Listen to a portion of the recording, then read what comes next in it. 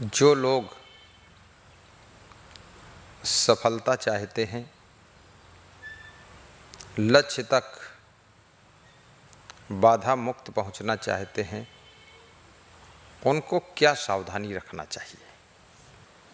जो मनुष्य बाधा रहित लक्ष्य को प्राप्त करना चाहता है, उसे अपने मन की योजनाओं को अर्थात मन में विचार किए हुए कार्यों को अपनी वाणी से प्रकट नहीं करना चाहिए। वाचा नयो प्रकाशयत, वाणी के द्वारा विचार किए हुए कार्य को प्रकाशित नहीं करना चाहिए, अर्थात कहना नहीं चाहिए। क्योंकि मंत्रोद्रच्छेद गूढ़म कार्यई चा अपनियोजयत, उस अपने विचार को, लक्ष्य को मंत्र की तरह गुप्त रखना चाहिए और उसकी रक्षा करना चाहिए और कार्य में लग जाना चाहिए। जो आपकी योजना है उसमें लग जाइए, लेकिन अपने विचार को गुप्त रखिए, प्रकट न कीजिए। क्योंकि यदि आपका लक्ष्य सभी की जानकारी में आ जाता है तो उसमें बहुत से लोग बाधाएं डाल देते हैं। आज मेरे पास में एक भक्त का मोबाइल आया था कि हमारे बेटे का विवाह तय हो जाता है, आसपास के लोग जान जाते हैं और फिर वह बहका देते हैं, तो विवाह फिर डिस्टर्ब हो जाता है। ऐसा 2 साल से चल रहा है, तो क्या करें? अब उस विचार को लोग सफल नहीं होने देना चाहते हैं। लोगों को ईर्ष्या है, लोगों के अंदर द्वेष भरा हुआ है, और जितने लोग ईर्ष्या द्वेष से भरे होते हैं उन लोगों में ये हरकत बहुत रहती है।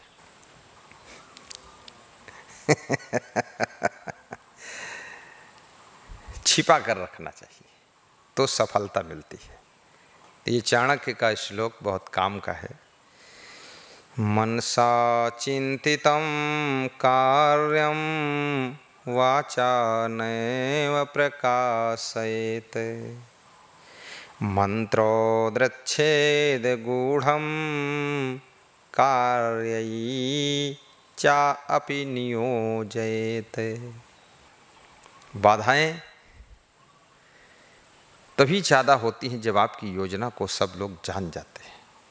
इसलिए राजनीति करने वाले लोग भी अपनी योजना को किसी को बताते नहीं, गुप्त रूप से प्लानिंग करते हैं और उसी प्लानिंग पर कार्य करते हैं और उनको सफलता भी मिलती है।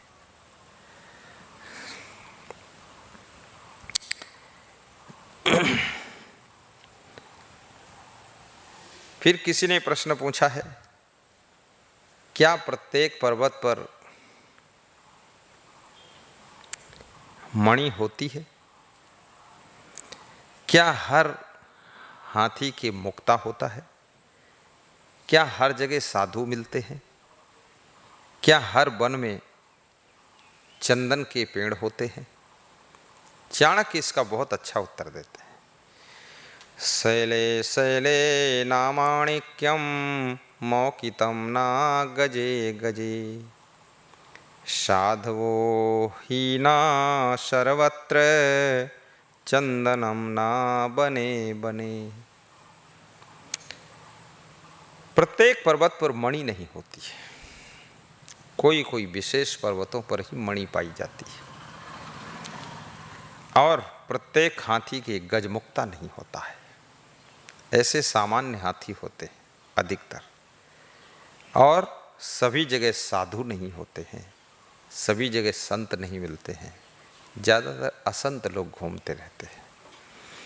और हर वन में चंदन नहीं पाया जाता है, साखू का वन, सागवन का वन, चीड़ का वन, देवदार वृक्षों का वन, ये तो मिल जाएगा, लेकिन चंदन हर वन में नहीं मिलेगा। चंदनम ना बने बने। साधु का मतलब होता सज्जन। सज्जन लोग सब जगह नहीं मिलते, जिनका साधु स्वभाव है, जो महान है, ऐसे लोग कभी कभी कहीं कहीं ही मिलते हैं। इसलिए उनकी बहुत कीमत होती है। जिस पर्वत पर मणि मिलती है उस पर्वत की बहुत कीमत होती है, और जिस हाथी के मुक्ता होता है उस हाथी की भी कीमत बहुत होती है। और जहाँ ये संत मिलते हैं उस स्थान का भी महत्व बहुत होता है। और जिस जंगल में चंदन मिलता है उस जंगल में खुशबू आती है, उसका भी ज़्यादा महत्व होता है। अगला प्रश्न पूछा है, वे कौन से माता हैं जो रिपु के समान, वो कौन सा पिता है जो शत्रु के समान है, और ऐसा क्यों कहा गया? माता पिता दुश्मन और शत्रु के समान कैसे हो सकते हैं? लेकिन चाणक्य कहते हैं, माता रिपुः पिता शत्रु बालो याभ्याम ना पाठयते ना शोभते सभा मध्ये हंस मध्ये बको यथा। वे माता और पिता बैरी हैं जो अपने बच्चे को पढ़ाते नहीं हैं, शिक्षा नहीं देते हैं, और नहीं पढ़ाने के कारण वह बालक सभा बीच में ऐसे उसकी दशा होती जैसे हंसों के बीच में कौवा शोभा नहीं पाता। अर्थात माता पिता का कर्तव्य अपने बालकों को पढ़ावें, बालक को हंसों के बीच में बगुला न बनावें, कौवा न बनावें। विद्वानों की सभा हो, सुयोग्य लोगों की सभा हो, उसमें आपका बालक भी सुशिक्षित सुयोग्यता को प्राप्त करके वहाँ बैठेगा तो उस बालक का भी सम्मान होगा। कभी कभी ऐसा होता है, माता पिता अपने बच्चे को शिक्षा दिलाने की पूरी कोशिश करते हैं, लेकिन बच्चे के पास में बुद्धि नहीं है, उसको कुछ याद नहीं होता है, पढ़ नहीं पाता है, तो उस माता पिता की गलती नहीं। कभी कभी ऐसा होता है कि बच्चा तो बुद्धिमान है, लेकिन माता पिता के पास में व्यवस्था नहीं है और सेटिंग नहीं है, गरीबी बहुत है और भारी समस्याओं से माता पिता जूझ रहे हैं, इस कारण से भी वे नहीं पढ़ा पाते हैं।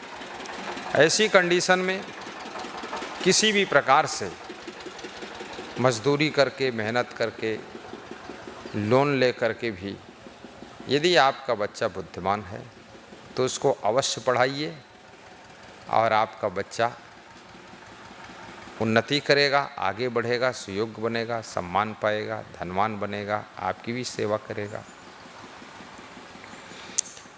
और कभी कभी ऐसा भी होता है, यहाँ पढ़ाने की बात केवल इतना ही नहीं है कि भौतिक शिक्षा, साथ में आध्यात्मिक शिक्षा, नैतिक शिक्षा, सामाजिक शिक्षा और जीवन जीने की कला, ये सब बच्चे को सिखाना चाहिए। आपका बच्चा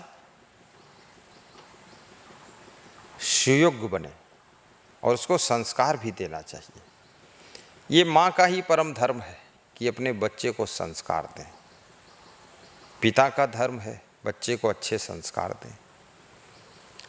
और संस्कार बच्चों को प्राप्त भी करना चाहिए, क्योंकि सब चीज़ स्कूल में नहीं मिलती है। आप जहाँ कोई अच्छी चीज़ देखिए वहाँ से सीखिए, वही संस्कार है, और कोई संस्कार थोड़े होता है। तो माता रिपुः पिता शत्रु बालो याभ्याम ना पाठयते ना शोभते हंस मध्ये सभा मध्ये बको यथा। हंसों की सभा में जैसे बगुला शोभा नहीं पाता है, ऐसे विद्वानों की सभा में, शिक्षितों की सभा में, सुयोग्य लोगों की सभा में अयोग्य, अशिक्षित और मूर्ख शोभा नहीं पाता है। वहाँ पर वो शर्मिंदा होकर सर नीचा करके बैठा रहता है। इसलिए बच्चों को भी संकल्प लेना चाहिए कि हम उच्च शिक्षा प्राप्त करेंगे, और माता पिता को भी संकल्प रखना चाहिए हम अपने बच्चे को शिक्षा दिलाएंगे। इस भारत देश में और अनेक देशों में मैंने देखा है, बहुत से बच्चे भीख मांगते हैं, उनके माता पिता भी भीख मांगते हैं, पूरा परिवार भीख मांगता है, बहन भी भीख मांगती है, भाई भी भीख मांगता है, सब भिखमंगा जाति ही है उनकी। और भीख मांग मांग करके खाते हैं, पीते हैं, गंदे फंदे रहते हैं, ना कोई संस्कार है, ना कोई विचार है। जहाँ दांव मिल जाता चोरी भी कर लेते हैं, और जो गाड़ियाँ कहीं खड़ी चौराहों पर हैं, जाम लग गई खड़े हुए, गाड़ी पीटते रहते हैं, शीशा पीटते हैं, दे दो है, कुछ खा लें, मुंह पे हाथ ले जाते हैं ऐसे कि लाओ लाओ। अब ये बहुत बहुत बहुत देश की मान हानि है, देश का अपमान है कि जहाँ इस तरह भिखमंगे लोग घूम रहे हैं। अब उनके माता पिता की भी गलती है जो अपने बच्चों से भीख मंगवाते हैं, और शासन प्रशासन की भी गलती है। ये भीख मांगने वालों को कंट्रोल करना चाहिए, इससे देश की बदनामी होती है। ये लोगों को काम भी देना चाहिए, रोजगार दीजिए, ये काम करें और बच्चों को पढ़ाएं, तो समाज में उन्नति होगी, विकास होगा। अब अगला है कि बच्चे को किस उम्र तक प्रेम करना चाहिए, लाड़ प्यार करना चाहिए, और किस उम्र के बाद उसको कड़े अनुशासन में रखना चाहिए, और अधिक उम्र होने पर उस बच्चे के साथ मित्र का भाव रखना चाहिए। बहुत अच्छा है। और लाड़ प्यार करने से और अनुशासन रखने से क्या लाभ हानि है, इसलिए पुत्र को और शिष्य को कैसे रखना चाहिए, चाणक्य ने इसके बारे में बहुत अच्छा बताया है। लालनाद बहवो दोषा, ताड़नाद बहवो गुणः, तस्मात् पुत्रच्च शिष्यच्च ताड़ेन न तु लालेते।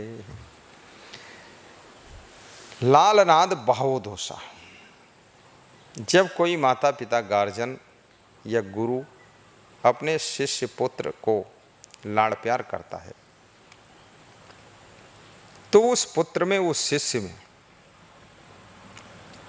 बहुत से दोष पैदा होते हैं। दोष का अर्थ होता है अवगुण पैदा होते हैं, उसमें बहुत बुराइयां आती हैं, क्योंकि लाड़ला हो गया, लल्लू बन गया, अब डरता भी नहीं अपने गार्जियन को, और उल्टा पल्टा काम कर रहा है, और मन तो चंचल है ही सभी का, तो उससे उसका पतन होता है। वो चरित्रहीन बनेगा, बेविचारी बनेगा, इधर उधर घूमता रहेगा, पढ़ाई भी नहीं करेगा, खुराफात करेगा, कुकर्मी बनेगा। तो जो लोग अपने बेटों को लाड़ प्यार करते हैं वे अपने बेटों को बिगाड़ने का काम कर रहे हैं, और जो गुरु लोग अपने शिष्यों को ज़्यादा लाड़ प्यार करते हैं वे अपने शिष्यों को बिगाड़ने का काम करते हैं। इसलिए गुरु को भी शिष्यों के ऊपर अनुशासन रखना चाहिए। ताड़नाद बहवो गुणः, और चाणक्य कहते हैं जब अनुशासन बच्चे को मिलता है, पुत्र को या शिष्य को, तो उसमें बहुत से गुण पैदा होते हैं, बहुत सी अच्छाइयाँ पैदा होती हैं, और बहुत सी विशेषताएं उसके अंदर जागृत होती हैं, और वो व्यक्ति योग्य, सुयोग्य और महान बनता है।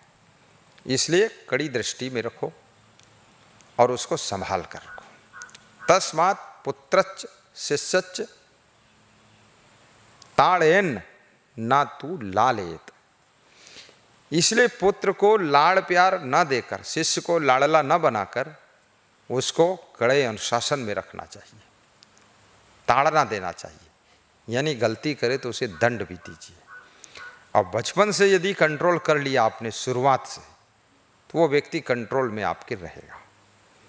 और बचपन से यदि कंट्रोल नहीं कर पाए, अनुशासन नहीं कर पाए, फिर वो आवारागर्द होकर खूब बिगड़ कर मनुष्य के रूप में वो दानव बनकर घूमेगा, पूरा भ्रष्टाचार करेगा, आपका भी नाम डुबाएगा और अपना तो जिंदगी बर्बाद ही कर देगा।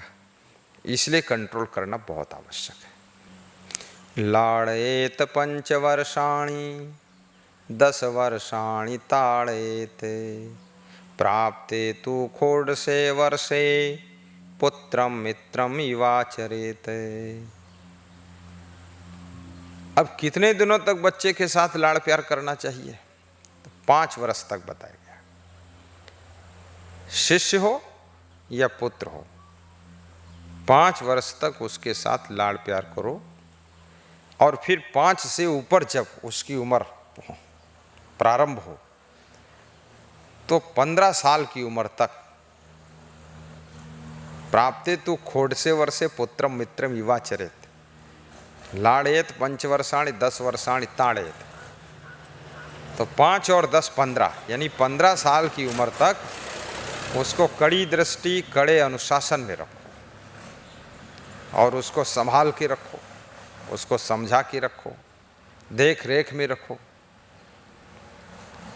और बच्चे को नौकर नौकरानी के हाथ में नहीं देना चाहिए, उससे उसके संस्कार बिगड़ते हैं और नौकर नौकरानी के संस्कारों से वो प्रभावित हो जाता है।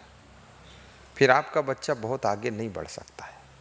इसलिए माता पिता को अपना भी सानिध्य देना चाहिए बच्चे को, उससे आपकी बहुत उन्नति होगी, बहुत विकास होगा आपका और बच्चा सुयोग्य तैयार होगा। प्राप्ते तो षोडशे वर्षे पुत्रम मित्रम इवाचरेत। और जब 16 वर्ष का बालक हो जाए तो उसे फिर पुत्र ना समझो, वो पुत्र के रूप में एक मित्र आपका है और फिर उसके साथ सलाह भी कीजिए, योजनाएं बनाइए और हिल मिल करके मित्र जैसे उसके साथ में रहिए। तो वो जो है आपकी सहायता भी करेगा और आपका नाम रोशन भी करेगा।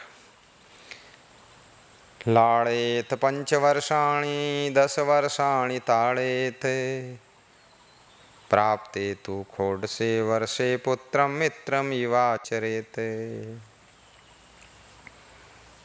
मैं गुजरात गया था एक बार, तो जिस भक्त के यहाँ गया था उनके यहाँ एक बच्चा था, तो शोरगुल बहुत मचा रहा था। तब तक उसका पिता आ गया। पिता आ गया तो एकदम चुपचाप शांत हो गया वो।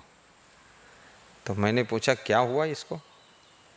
बोले इसके पापा आ गए, इसके पिताजी आ गए। तो हमने कहा उनके आने से क्या होता है? बोले उनका अनुशासन बहुत मानता है, उनको डरता भी है।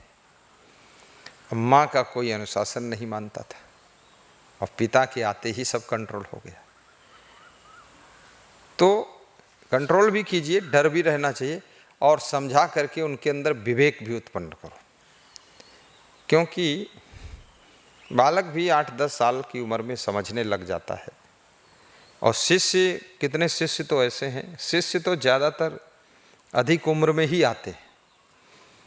कोई 18 साल की उम्र में आता है, कोई 20 साल की उम्र में आता है, कोई 30 साल, 25 साल, 16 साल, बहुत छोटे नहीं आते हैं। तो उनको समझाने से ज़्यादा वो सीखते हैं।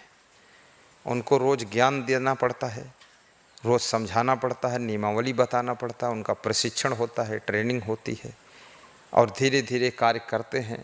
तो कुछ शिष्य जल्दी कैच करते हैं, कुछ को थोड़ा टाइम लग जाता है, लेकिन ज़्यादातर वो समझदार ही आते हैं और समझ लेते हैं। पहले हाँ होता था ऐसा, ये जिस समय चाणक्य ने लिखा है तो बहुत बचपन में ही गुरुकुल में लोग अपने बच्चों को छोड़कर आ जाते थे और वो उस छोटे उम्र के शिष्य को गुरु संभालता था। लेकिन अभी जो है उसको 5 साल 16 साल का, वो 16 साल की उम्र में तो भर्ती ही हुआ है। हम लोगों के पास में शिष्य आते हैं तो कितने शिष्य तो ऐसे हैं जिनको समझाना भी बहुत कम पड़ता है और कभी ना डांटना पड़ता है। 80% तो ऐसे ही शिष्य होते हैं, ना उनको ज़्यादा समझाने की ज़रूरत है, ना डांटने की ज़रूरत है। उनके अंदर 2-4-10 दिन सत्संग सुनते हैं और विवेक जागृत हो गया और अपने आप बहुत अच्छे रहते हैं। और कितने शिष्य तो महीना 2 महीना में ही नियमों की रचना भी करने में मदद करते हैं कि ये नया नियम बनना चाहिए, ये भी नियम होना चाहिए। और कितने शिष्य तो आते ही 10-15 दिन में कोई ना कोई विभाग के जिम्मेदार बन जाते हैं और जिंदगी भर कोई गलती नहीं करते हैं। तो ये भी एक सौभाग्य होता है, किसी गुरु को अच्छे शिष्य भी मिल जाते हैं और कोई कोई शिष्य खराब भी आ जाते हैं जिनको बहुत समझाना पड़ता है और बहुत कड़ी दृष्टि भी रखना पड़ता है, संभल जाते हैं फिर। और कोई कोई शिष्य तो फिर बहुत ही कुसंस्कारी स्वभाव का है, वो समझाने से भी नहीं सुधरता है और कड़ी दृष्टि से भी नहीं सुधरता है, फिर उसको निकालना ही पड़ जाता है, हटाना पड़ जाता है गलत व्यक्ति को। ना हटाने से और ज़्यादा डिस्टर्ब करता है, तो एक हटाना भी उसको मान लो दंड ही देना है। और हटाने से जो है समस्या का समाधान हो जाता है। जो लोग शेष रहते हैं, सुखी रहते हैं, वो गलत आदमी के निकल जाने से सबको सुख शांति मिल जाती है। लेकिन मनुष्य को कितना ही समझाया जाए, कितना ही कड़ी दृष्टि रखी जाए, यदि उसका विवेक स्वयं का जागृत नहीं हुआ है तो किसी भी उम्र में, किसी भी टाइम में, किसी भी वक्त में वो बिगड़ जाएगा, गलतियां बहुत करेगा, पूरा भ्रष्ट होकर के गड़बड़ मचाएगा और उसकी आदतों का कोई ठिकाना नहीं, क्या क्या कुकर्म कर डालेगा। इसलिए ऐसा नहीं कि मनुष्य को बचपन में ही संभालना है, इसको जवानी में भी संभालना पड़ता है, बुढ़ापे में भी संभालना पड़ता है। कितने लोग बूढ़े हैं ताश खेल रहे हैं बैठकर, 60 साल के हैं जुआ खेल रहे हैं, कितने लोग 80 साल के हैं अब विवाह ढूंढ रहे हैं अपना, और कितने लोग जो है सब बीड़ी सिगरेट गांजा चरस तम्बाकू खा पी रहे हैं और सीख रहे हैं और कुछ नशा ढूंढ रहे हैं और उम्र हो गई 70-80 साल की। बुढ़ापे में ही पतन होता जा रहा है और गड़बड़ेशन सब चालू है। तो मनुष्य किसी भी उम्र में बिगड़ सकता है। तो हमेशा के लिए फिर सत्संग एक ऐसी चीज़ है जो मनुष्य को बाल्यावस्था में, युवावस्था में और वृद्धावस्था में प्रवचन सुनना चाहिए।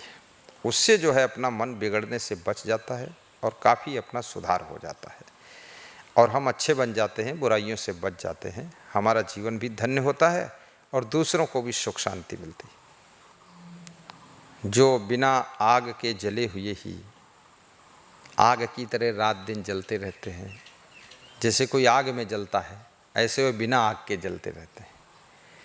तो ऐसे 6 लोग होते हैं। चाणक्य ने बताया है 6 लोग ऐसे होते हैं जो बिना अग्नि के ही दागते रहते हैं, जलते रहते हैं। वे हैं कांता वियोगा, स्वजनापमानयो, ऋणस्य शेषा, कुनृपस्य सेवा, दरिद्रभावो विषया विषमा सभा, चा विनाग्निम एते प्रदहन्ति कायम, चा विनाग्निम एते प्रदहन्ति कायम, कांता वियोगा, स्वजनापमानो, ऋणस्य शेषा, कुनृपस्य सेवा। अर्थात क्या तात्पर्य हुआ? चाणक्य कहते हैं जिसके पास विवेक नहीं है, समझ नहीं है और गृहस्थी में है और त्याग नहीं है और उसकी स्त्री मर गई है या उसकी स्त्री को कोई चुरा ले गया है या उसकी स्त्री भाग गई है या स्त्री ने तलाक दे दिया है या स्त्री जो है उससे अलग हो गई है, तो उस स्त्री के विरह वियोग में वो रात दिन जलता रहता है, विरह अग्नि में जलता है। तो चाणक्य कहते हैं हालांकि वो अज्ञानी है और अज्ञानी ही जलेगा, ज्ञानी क्यों जलेगा? तो अज्ञानी लोग विरह की ज्वाला में जलते रहते हैं। कांता वियोगा, स्वजनापमानो, और दूसरे वह लोग जिनका अपने वर्ग में अपमान होता है, यानी अपने ही समाज में, अपने ही जाति भाइयों के बीच में, अपने ही घर में, और अपने ही लोगों के बीच में कुछ ऐसे वे कर्म करते हैं, ऐसे उनके विचार होते हैं, ऐसा खान पान होता है, ऐसा आचरण होता है, जिससे घर ही में उनका खूब अपमान होता है और अपने जात भाइयों में खूब बेइज्जती होती है। तो ऐसे लोग भी अपमान की ज्वाला में दहक दहक कर जलते रहते हैं, क्योंकि अब अपने वर्ग जाति भाइयों के बीच में भी उनको सम्मान नहीं मिलता है। बहुत शर्मिंदा का दुख उठाना पड़ता है। ऋणस्य सेवा। और तीसरे वह लोग जो कर्ज में बंधे हुए हैं, बहुत कर्जा लदा हुआ है, 10 लाख, 20 लाख, 50 लाख, करोड़, 10 करोड़, 500 करोड़, 1000 करोड़, लाख करोड़। अब कर्जा लेते तो चले गए, विवेक नहीं किया कि हमारे पास इतनी बुद्धि, विवेक, मेहनत करने की क्षमता है कि नहीं है, हम इस कर्जा को अदा कर पाएंगे कि नहीं अदा कर पाएंगे, हमारे पास में क्या सिस्टम है, ऐसा व्यवस्था है कि नहीं है। कुछ विवेक विचार नहीं किया और कर्जा ले लिया, और कर्जा दिन रात बढ़ता जा रहा, दिन रात बढ़ता जा रहा है, रोज उसका ब्याज बढ़ रहा, इंटरेस्ट बढ़ रहा। अब उसकी टेंशन है। तो जो लोग कर्जे में बंधे हैं और बहुत कर्जा में डूबे हुए हैं और कर्जा अदा नहीं कर पा रहे हैं, वे भी इस कर्जे के बंधन की आग में निरंतर जलते रहते हैं। कुन नृपस्य सेवा। और चौथे वह लोग जिस राजा के राज्य में रहते हैं, वो राजा बहुत दुष्ट है, कुकर्मी है, ना तो उसका आचरण सही है, ना बुद्धि है, उल्टा पलटा निर्णय लेता है, ना तो रोड बनाता है, ना पुल बनाता है, और जाति पाति के मत मजहब के दंगे खड़े कराता है, और उल्टी पलटी राजनीति, कूटनीति, कपटनीति, छल नीति करता है। और ऐसे राजा के राज्य में रहना पड़ता है और उसी की सेवा करना पड़ता है, मातहती करना पड़ता है। तो ऐसे लोग भी अंदर से घुटन भरी जिंदगी जीते हैं और घुट घुट करके जलते रहते हैं, और वे भी बहुत दुखी रहते हैं। पांचवें वह लोग दरिद्र भावो विषमा सभाचा। और पांचवें वह लोग हैं जो दरिद्रता के मारे हुए और अपने प्रतिकूल सभा में बैठना पड़ गया, जहाँ पर कोई वक़्त नहीं है, जहाँ बैठना नहीं चाहते हैं वहीं बैठना पड़ता है, और सब लोग वहाँ उनके प्रतिकूल हैं, प्रतिकूल निर्णय हो रहे हैं, उनके उल्टा ही डिसीजन हो रहे हैं। अब उनके बीच में बैठ करके वो लोग बहुत दुखी होते हैं। विषमा सभा, दरिद्र भाव, विषमा सभा, यानी ऐसी सभा है जिसमें उनके लिए विषमता है, प्रतिकूलता है, अनुकूलता नहीं है, और ऐसी सभा के सदस्य बनकर वहाँ बैठे हैं सर झुकाए हुए। तो वह लोग भी बिना आग के जलते रहते हैं।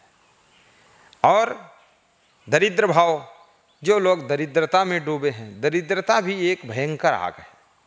जिस आदमी के घर में बहुत गरीबी होती है, बहुत दरिद्रता होती है, न शक्कर खरीदने के पैसे हैं, न चप्पल खरीदने के पैसे हैं, न दवा लेने के पैसे हैं, भारी दरिद्रता है घर में, तो वो व्यक्ति दरिद्रता की आग में जलता रहता है।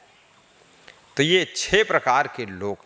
नंबर 1 कांता वियोगा, स्त्री के विरह में जलने वाले लोग, स्वजनापमानो, और अपने जाति भाइयों के बीच में अपमान के दुख में जलने वाले, और